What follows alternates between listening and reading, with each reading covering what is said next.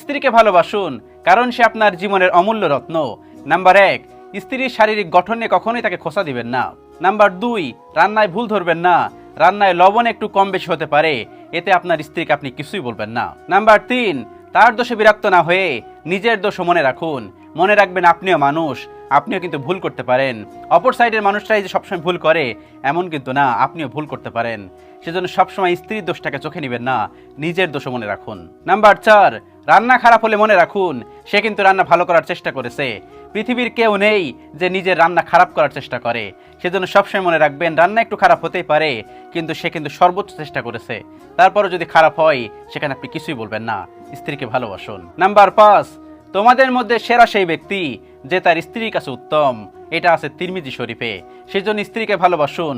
এই 5টি নিয়ম সবসময় মেনে চলুন, স্ত্রীকে ভালোবাসুন। তার দোষ গুণ সবসময় ধরবেন না। মনে রাখবেন পৃথিবীর সবাই দোষ গুণ মিলেই মানুষ। সেজন্য আপনি যদি সবসময় দোষ গুণ মিলতে থাকেন না, সবসময় যদি দোষ গুণ ধরতে থাকেন, তাহলে দেখবেন ভালো মানুষটার চোখে পড়তেছে না। সেজন্য স্ত্রীকে ভালোবাসুন, সবসময় দোষ গুণ মনে রাখবেন না। মনে রাখবেন সেও মানুষ, আপনিও মানুষ, ভুল সবার মধ্যেই থাকে। আল্লাহ রাব্বুল আলামিন আমাদের সকলকে বোঝার তৌফিক দান করুন। আমিন।